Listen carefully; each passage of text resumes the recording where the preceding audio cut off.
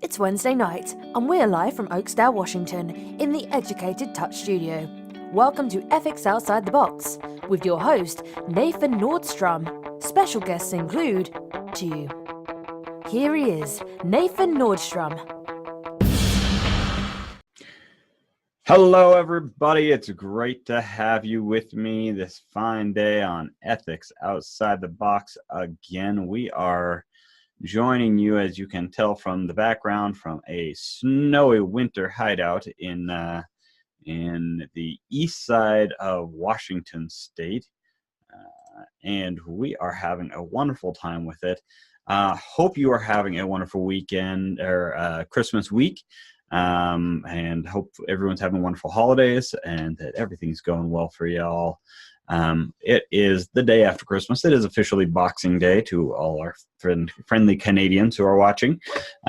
We are excited to kind of get a good wrap up on ethics outside the box of the NCBTMB Code of Ethics and Standards of Practice. So what we're going to do is we're going to go through and we're going to talk about a couple of different things as we go, but we're going to start where we need to each week, and that's reminding you where we're finding the the NCBTMB Standards of Practice. Let me click on a few things to make sure we're going there. All right, so here is not the Standards of Practice. That's my Facebook page. Here's the National Certification Board of Therapeutic Massage and Bodyworks website. I'm going to go all the way to the top here, and I'm going to click on the home button.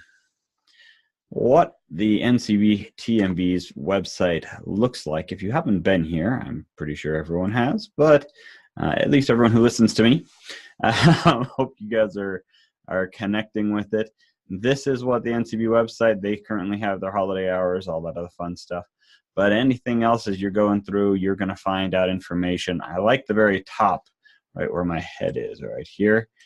Directory. I don't know if you've looked at that directory as of recent, but they have changed up the way to find board-certified massage therapists and continuing education providers. So board-certified massage therapists, as you scroll into an area, you will see those numbers get smaller and get more of them. So that's board certified massage therapists, assigned schools. So if you're looking for a massage therapy school for a friend or family member, this is a great way to figure out. There's 3 NCB approved schools in the Seattle area, 6 in the Spokane or the Coeur d'Alene, Spokane area. Portland has 8. So you can kind of go through the map that direction to wherever you're at. As well as for approved CE providers, you can find out where those are. That is an extra really neat little tool that they've just recently acquired and connected with. But I want to go where I always go, which is right down to the bottom, because I want to get to the bottom line on just about everything. And go to the About section, and we're going to hear about the NCBTMB. We're going to hear about the bylaws, certification board, who is on the board, yours truly, code of ethics, and then NCB policies, and then standards of practice. We have gone through the code of ethics. So we're finishing up with the standards of practice today, and there's a couple of key pieces that we really want to connect with when it comes down to the standards of practice. If you haven't had an opportunity to, and you're thinking about becoming board certified or thinking it might be a great idea, one of the first things that I suggest people actually go to is the standards of practice. See if that's something that you actually want to participate in, and then give them a call. They're more than willing to talk to you about what the process looks like and what the policies are. So we've gone through the first 5 standards. Standard 1 is professionalism and the importance of professionalism, how to work and hold professionalism, and really kind of how to use the terms NCBTMB or board certified appropriately. Legal and ethical requirements. What are those legal and ethical requirements? Well, that's what we tackled there. We're talking about everything from following the laws to making sure that you're giving notice of 30 days for any disciplinary action, anything of that nature. It's making sure that you're safe and professional. Confidentiality, making sure that your confidentiality is clean and pure for all of your clients, that it isn't a breach of confidence, both with HIPAA and if you're not working in a HIPAA compliant location. If you're working at a spa that doesn't follow HIPAA rules specifically, that you're more in what's categorized as the service industry, then that is something to be conscious of, to be working there. Number 4, business practices. Remembering that you're not just a massage therapist, you are actually a business identity as well. So making sure that you're following all the business practices, making sure your liability insurance is up to date, general accepted accounting practices, all of those wonderful things. Number 5 is our favorite. It's the one that usually gets hit on the most often, and that is roles and boundaries. So who holds what responsibility, who holds what role, who's got the boundary, who's got the authority in the room, what is transference, countertransference, all those wonderful things. And then we're finally down to standard 6, and that's the one that we're talking about today, which is preventing the sexual misconduct and inappropriate touch. So prevention of sexual misconduct and inappropriate touch. Now we've gone through making sure that you're talking appropriately, making sure that you're behaving appropriately, making sure that any behavior that you have will be clarified, making sure that you're touching in the appropriate areas, making sure that you're acting in an appropriate way. And we're going to pull down to the last 2 in this category here. And we are going to talk about the importance of communication when it comes to talking and working on very specific parts of the body. So standard 6G, that's actually, I also need to say hello to my my Facebook friends who are joining me live for this broadcast. We really do appreciate not only the feedback, but then the opportunities to hear what you guys have to say. So feel free on Facebook to put a brief hello, how do you do? Pamela says hi. Hello, Pamela. It's great to see you. We have other people. Let me just see here. I'm going to probably botch this up here. Oh, we got a liker. So hello, everyone. It's great to have you. Great to have you join us. If you do have something to say about the topic at hand, feel free to put it into the comment section. I will try and get back to Facebook a couple of times in the hour so that we can make sure to catch up, because it's a good way to really connect and understand where things are at. Okay, so gonna get back to here and bring you back to will I? Let me see what I'm doing here. If I can make sure to get this all done right, I'm going to share that page. And let's talk about the 2 ethics of standards of practice that we'll be talking about. Standard 6G, only perform therapeutic treatment in the anal canal as indicated in a plan of care after receiving informed voluntary written consent, and only if certificant is expressly authorized to perform colonic irrigation under state law. And the last one, number 6G, only provide therapeutic breast massage as indicated in a plan of care after receiving informed voluntary written consent, and only if certificant is permitted to do so under state law. You're going to hear this again and again and again, and we've said it again and again and again, that says if under state law, so permitted to do so under state law. This is one of the big reasons that we have to be looking at the National Certification Board and really what their standards are, because their standards may be different from your state laws. So they may say, hey, you know what? You can work in the anal canal only if it is permitted by your state. And if your state doesn't permit it, then we don't either. I'm hoping that makes sense. The limitations that we have here really go back to your state law and your education. So I know in some states, they go into the statement of, well, if you've taken continuing education classes for it, it's within your scope of practice as long as it is within your standard scope of practice as a massage therapist. So if, especially for breast massage, this is one of those areas that are a challenge geographically because culturally, we've wanted to say that there's equal opportunities and equal responsibilities. So truth be said, males and females should be able to take CE classes and be able to perform the same style of massage and have the same response. However, that's not quite how it works. I was at the AMTA National Convention, I don't even know how many years ago, way over 10. And they had a breast massage class, and it was the most popular class for that year. They had so many people in the class, and it was really interesting to see because it was a sea of women with a few men in the class. And the men were kind of looking ostracized. And in that experience, the educator, I forgot who was teaching the class. If you know, please remind me, for my friends who have been at conventions for years. They asked the men to come up and ask them about their experience with breast cancer. And the first one said, my wife has breast cancer. And then the second one said, my daughter had breast cancer. And then it went all the way down to one guy who said he had breast cancer.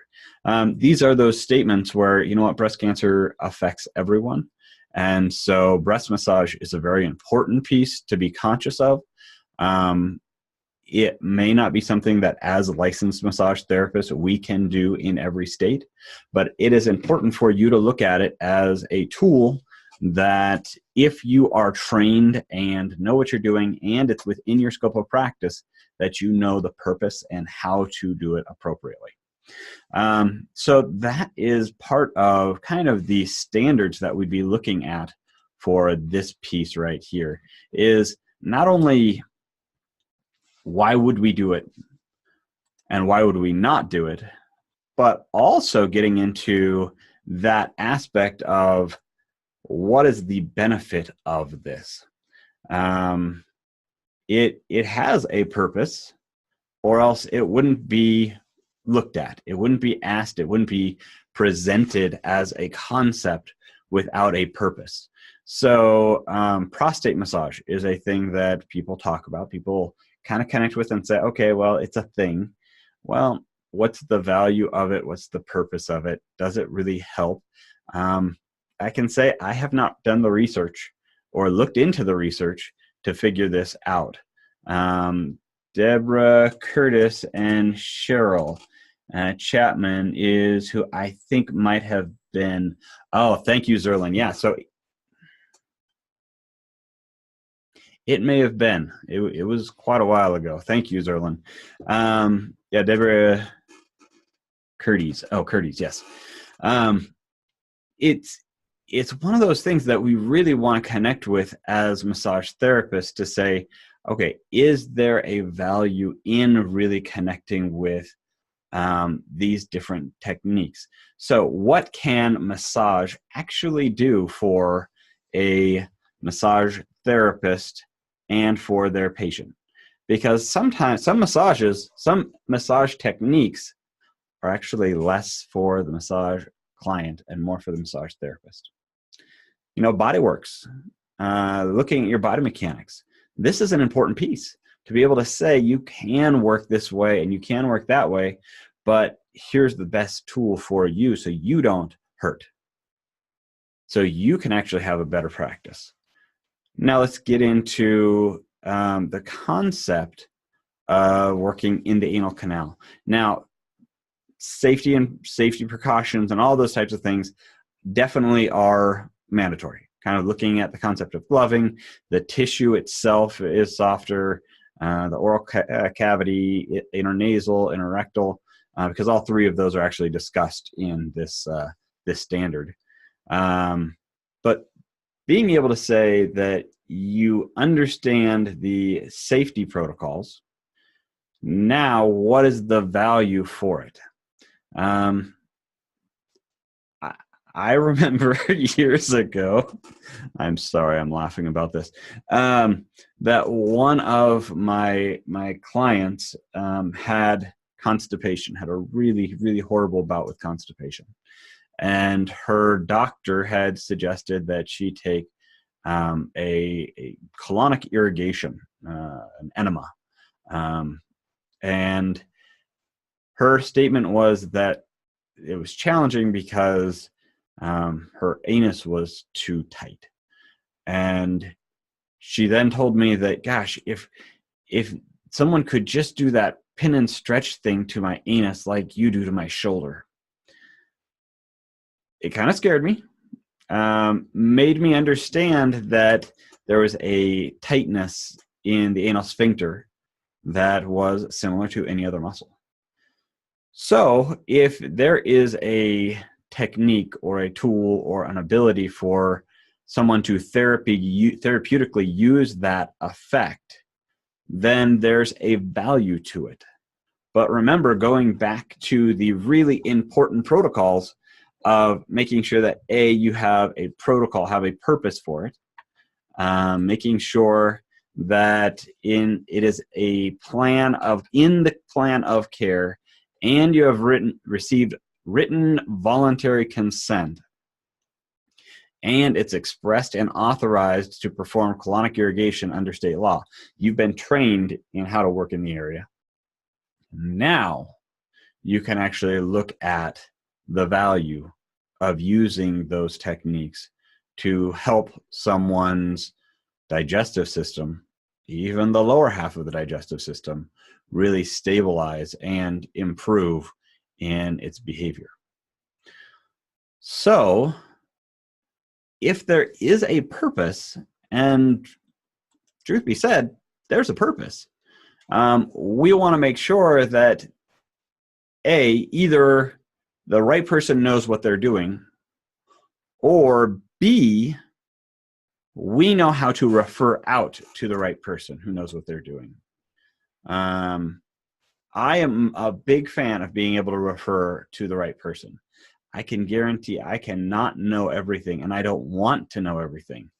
I want everyone to know where to go to get the right service. Jill says, and along the way, the client is talked to about what's coming next and why as you're doing said procedure. Oh, yes, Jill, thank you so much. That is absolutely important, to be connecting with the person therapeutically. I do know a person who got into trouble, who lost their job because when they were doing glute massage, they were working on the gluteal muscles, and instead of talking to them about relaxing and kind of figuring out what's going on and the therapeutic benefit of what they're doing, they were saying, okay. Which then the client assumed that they were enjoying the behavior of rubbing the person's glutes too much. So yes, Jill, without a doubt, going back to the appropriate communication during the session, during the treatment, during the practice of what you are doing. So you're looking at advancing your own personal practice. You're looking at advancing your skill as a massage therapist. You're looking to become the expert in some specific category. You know what? That's a definite way to connect. My mother says she thought I knew everything. Thank you, Mom. No, I definitely don't know everything, but I'm so glad that I have good resources to refer out, like the National Certification Board's practice locator, like the AMTA. I've got resources that I suggest to people. These are the tools that we all need, no matter who we are. If we're in practice for one day or 100 years, if we can refer out to the right person, we are stronger because of it. We're able to then develop our practice in all the things that we do. All right, so let's actually go back to, really there's two more statements in here. Only perform therapeutic treatment in the anal canal. So I want to get back to the only perform therapeutic treatment. This is not the go-to treatment. This is not the, hey, you know what, you do this on all of your clients type thing. This is one of those things that is a, hey, wait a second, I think we got something going wrong here. Let's figure this out and then create an indicated treatment plan with the doctor's recommendation in most, I would say in every case, after receiving informed voluntary written consent. And so at the end of the session saying, hey, here's my hypothesis, here's my concern, here's what I can do about it, or here's who I can refer you out to. So being able to get that informed written voluntary consent, and then once that's there, knowing that you have the licensed ability to do it, your state license allows you to do it, and you have the training with the knowledge, and you're able to do it, then go for it. But the key aspects that really step in here are not that you're just falling into the concept. It's that you are really creating a treatment plan, an indicated plan that actually has you going with a special purpose and condition. Once again, as I was talking last week, I talked about making sure that you're not doing exploratory oral massage, you're not doing exploratory intranasal massage, you're not doing exploratory interanal canal massage. You only are doing it because you have a purpose, an understanding, and a focus.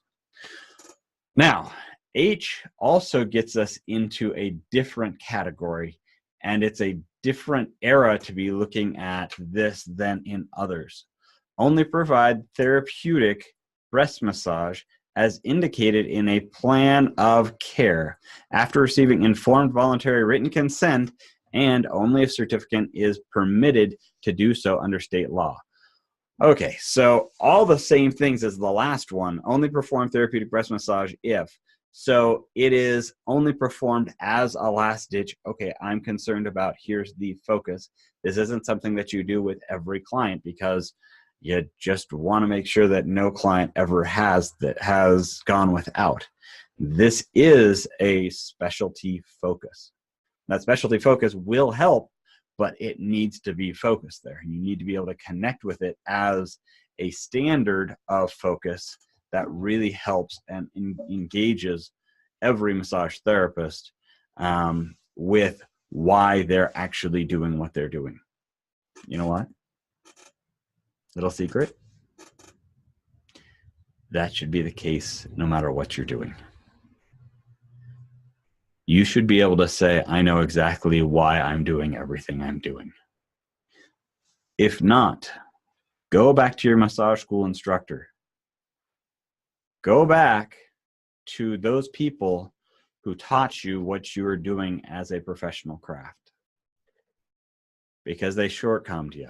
They didn't give you all the information. Or you weren't listening. I hope that every massage therapist looks at their treatment protocol and says, you know what? I'm going to do this because that's the value. And then gets an informed confirmation that the client is okay with you doing that, no matter what it is. You know what? You talked about your neck being tight. Are you okay with me doing a little stretching on your neck, and we'll just kind of stretch out those muscles along the neck?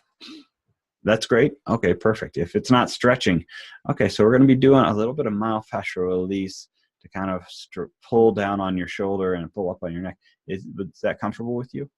Perfect. Another great tool that you can use and thing you can say to really start motivating and instigating communication that's on a therapeutic level, instead of going the other direction and having a massage that doesn't have any therapeutic purpose.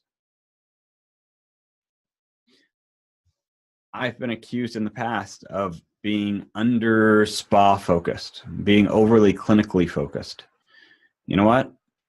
I don't care where you're at. It is a customer service professionalism focus, that you have connected with your customer and made sure that they are comfortable with what they're getting, and then follow through with the quality of that service. If you're in a hospital or you're in a day spa, that is the standard of understanding that you need to build with every customer, no matter who they are. So, breast massage is something that I have heard about. I've seen many classes. I've seen many massage therapists who talk about it as a standard ability to understand condition. It is a part of the fascial system. It is a part of the muscular system. It is a part of the human body that does need to be, people do need to be consciously aware of. Usually, if you are a prenatal massage instructor, you're more likely to have training in this.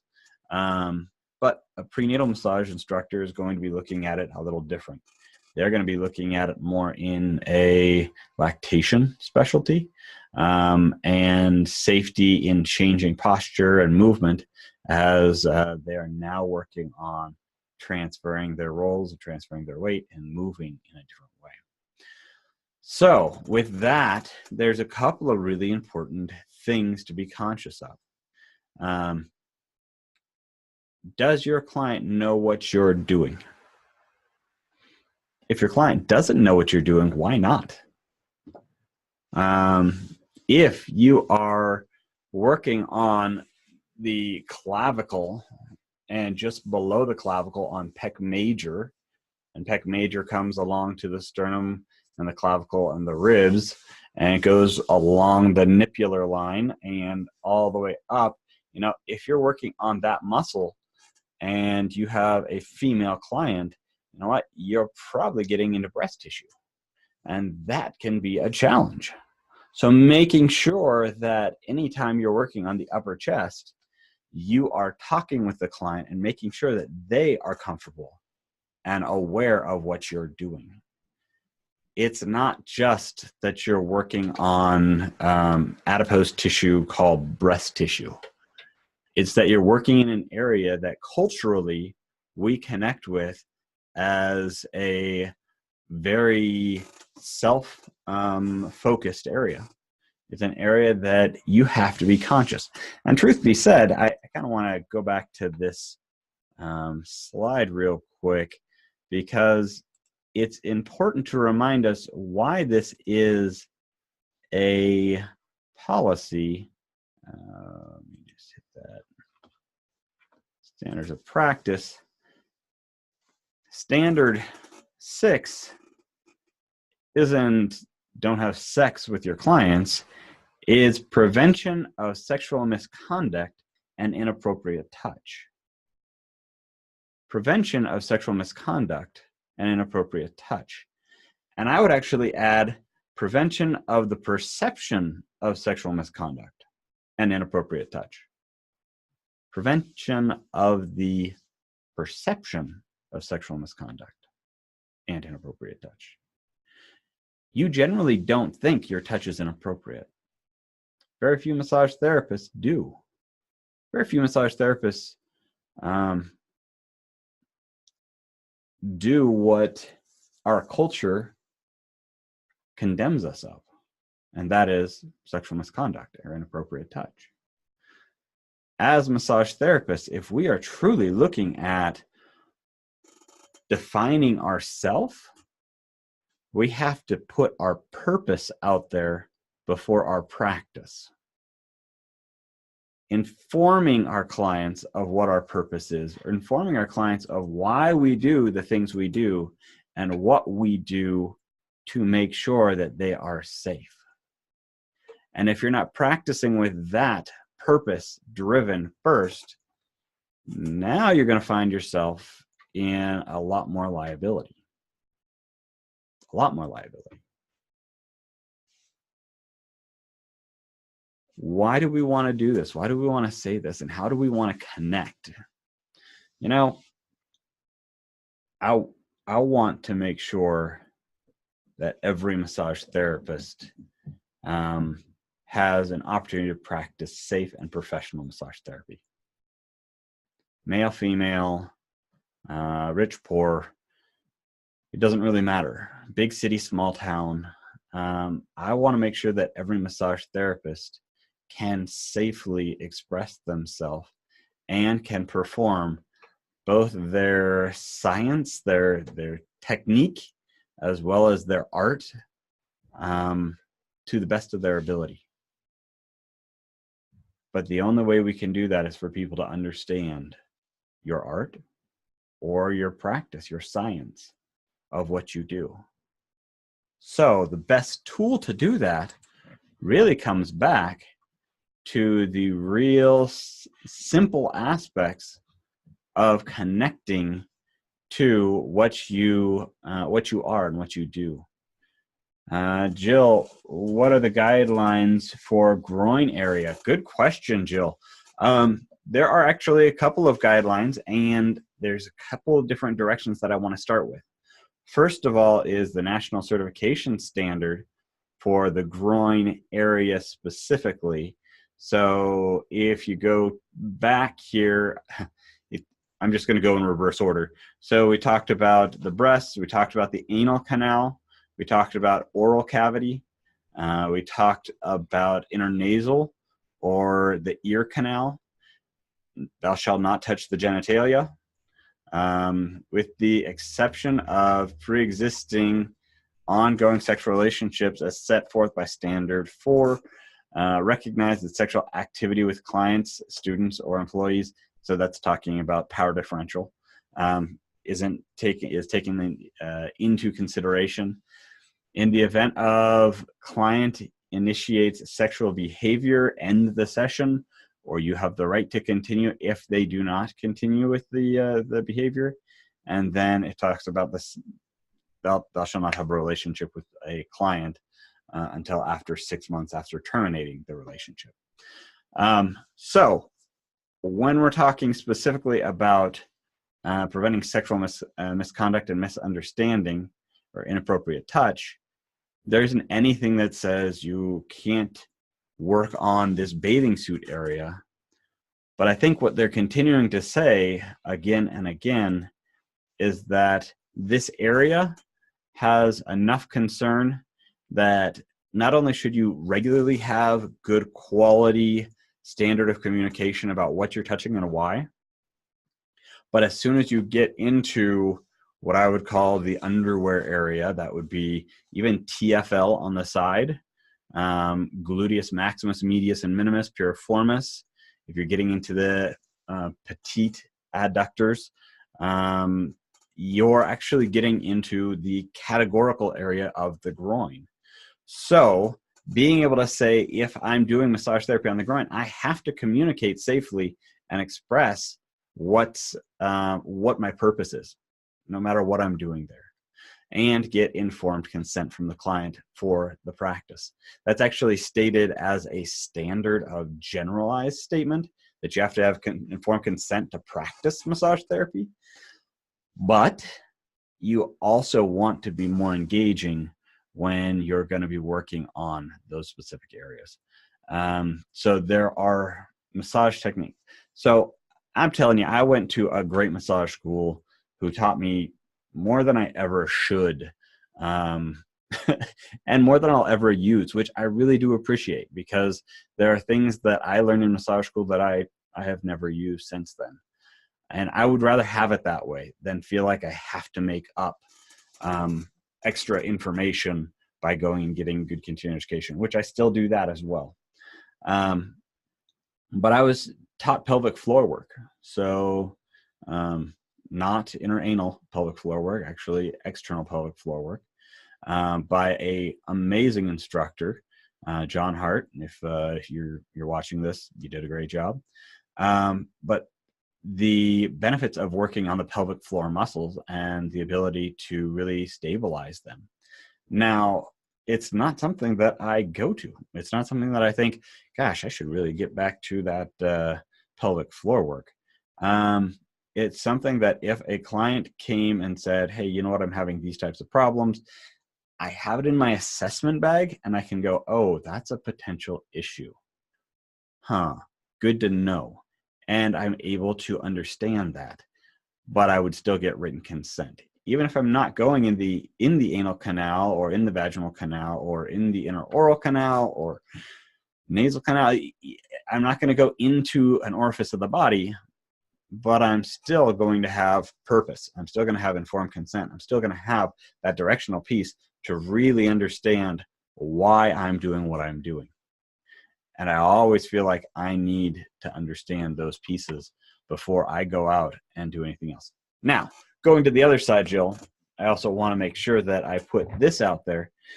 The clinic, the office, the spa that you work at may have a specific policy.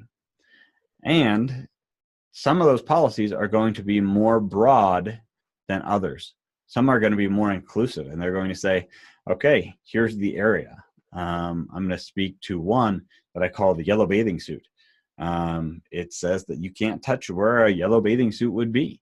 And that's a huge limitation, but it's definitely a specific limitation to keep the massage clients feeling safe and keep the massage therapist from being accused of inappropriate contact.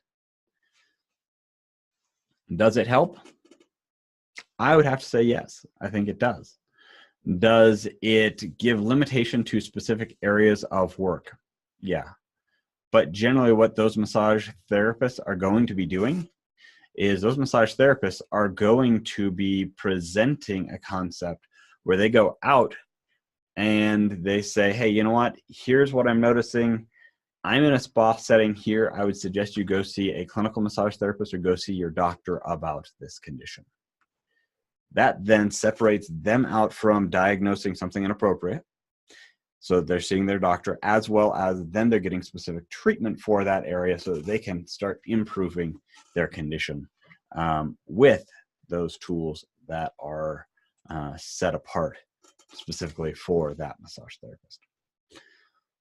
Oh, okay. So thank you so much, Jill, for asking the question. Sorry for going off. I guess I get a bit excited about this topic because I'm a geek for massage therapy. That is the way I roll.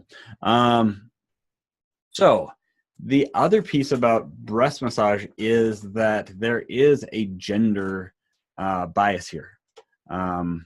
However, the gender bias is a lot less than I like to portray it as.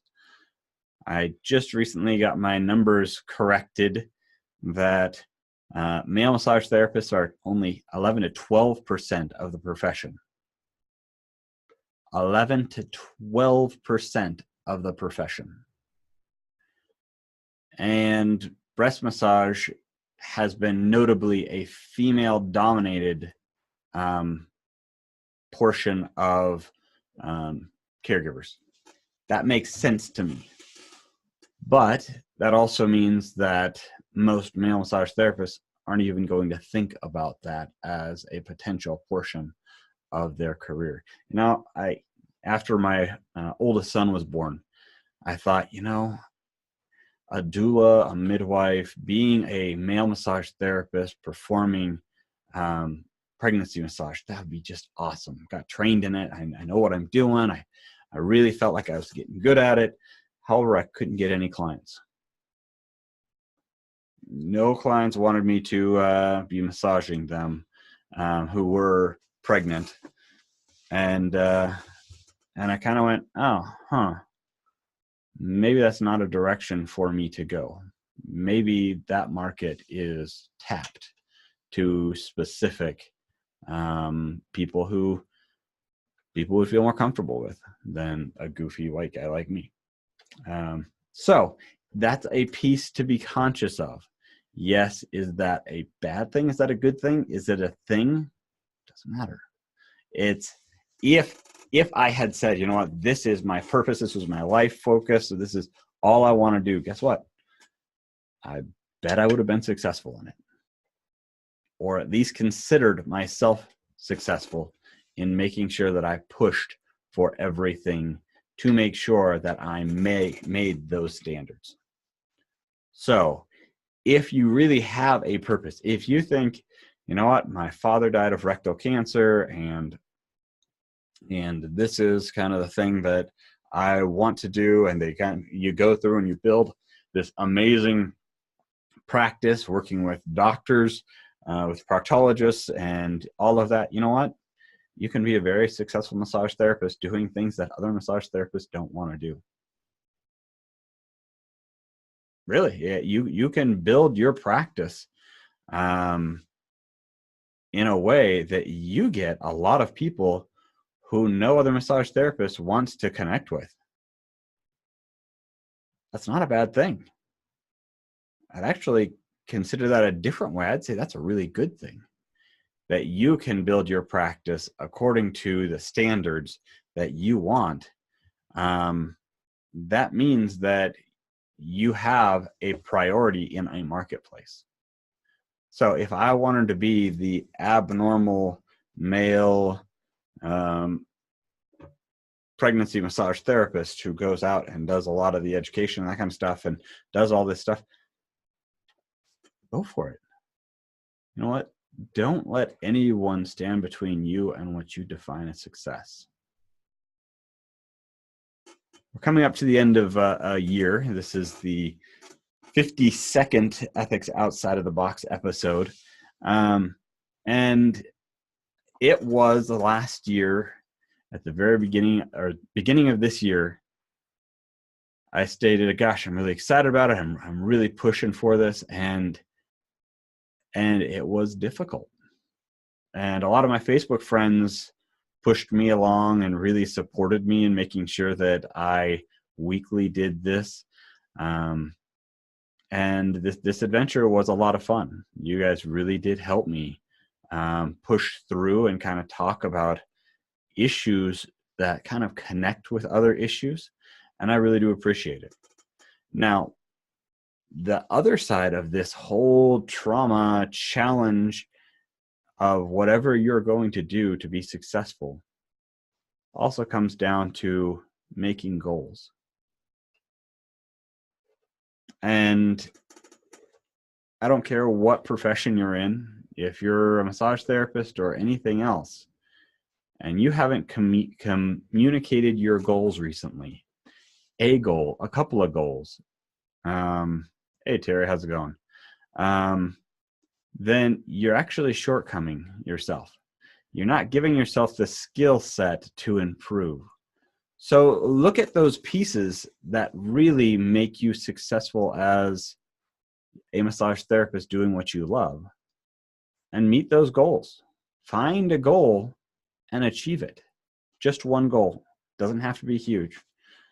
Many years ago, I was listening to NPR over the radio and came across a wonderful talk about, or an interview regarding the psychology of goal setting.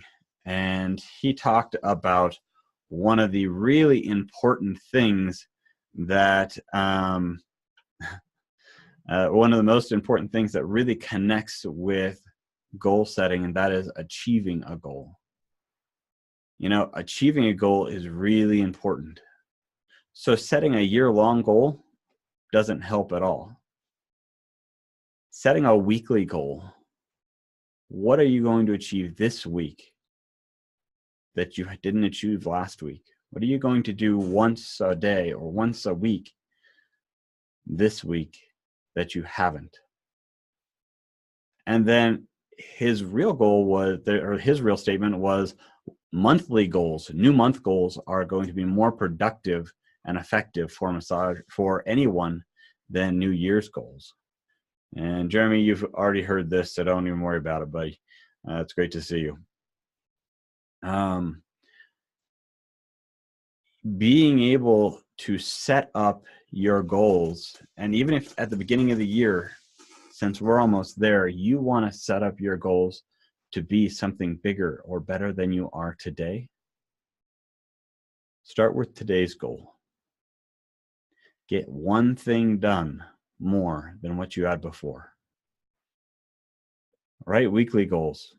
What you're going to do that week, what you're going to have done.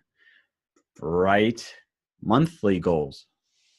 And then you can step those goals along so that you have January's goal that leads up to February's goal, which leads up to March's goal, but make sure they're all independent.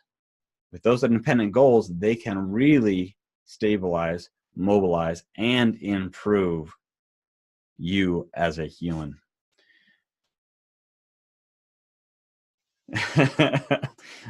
Thanks, Jeremy. You inspire me too, buddy. Whatever you're going to do, taking that next step. So if it is these areas that they're talking about that are very hot buttons to be talking about, very special areas to be connected with, talking about being trained in how to work in the anal canal. You know what? I don't even know where I'd go to get certified and expressly authorized to perform colonic irrigation. But the first step, if that's something you are interested in, is to go find out where to get certified in that. Maybe that's this week's goal for you. You know what? If it is breast massage and you have a mother, a sister, a cousin, a daughter who died of breast cancer, you know what? It may be something that's calling you to really look at the oncology aspect of breast cancer and what breast massage can do to aid and to help. You know what? There's a lot of oncology classes for breast massage. There's a lot of oncology classes for skin massage or for skin cancer. There are a lot of oncology classes that talk about cancer as a whole. You know, I've just been working a lot recently in kind of looking at what a standard cancer class looks like. And I'm going to tell you my personal belief is that 20 to 24 hours in basic massage on oncology is going to be very important. My dog is barking outside. Oh, okay, my wife got the dog. All right. So whatever it is, have your heart lead you, because your heart will guide you to do what is right. It will push you to understand the basics of how you're going to improve yourself and what that next piece is that's going to make you better. Because your heart moves you to understand that you have a purpose. You have a connection. If you're doing whatever you're doing just for money, you're not going to want to do it very long. So, find your passion. Find your childhood. That thing that made you so excited and made you laugh so hard. Find a way to connect that joy of your life with your daily purpose. Most massage therapists have done that. Because truly, for most massage therapists, what really motivates us is having someone say, "Oh, wow, that feels so much better. I didn't even know I hurt that bad. Oh, gosh, now I can move so well. Oh, thank you so much." That's the thing for most massage therapists. That's the reason. Knowing your purpose, knowing the thing that makes you so excited. You know, sharing something with someone for many years, that was the thing when I was a kid, is if I knew something. This is one of the reasons why I'm horrible with magic tricks. Anybody who's ever seen me do magic tricks, I'm not great, but I love doing it. But I am notorious for wanting to share how that magic trick is done. I don't do it all the time, but I want to, because I want to teach you. I want you to know how to do it. Because if I can help you by teaching you how to do it, that's my play. Find your play. Find your thing that makes you happy every day. Because if you can do that as a career, you're going to have a happy life. Terry says, I'm certified to...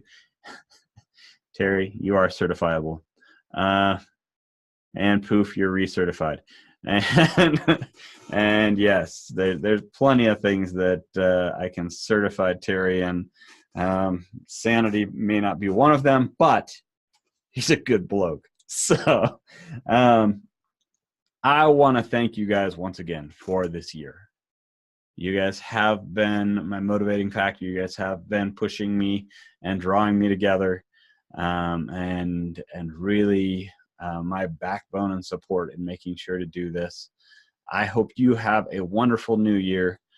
Get yourself connected and enjoying yourself. And if you can find something that excites you for 2019, 2020, 2021, whenever you're watching this video, I hope it makes you happy. I hope you can do it well. And I hope it's a blessing to you and your family. Peace to you. Have a great night. Talk to you again. The hour has flown by. We hope you've enjoyed this discussion with Ethics Outside the Box.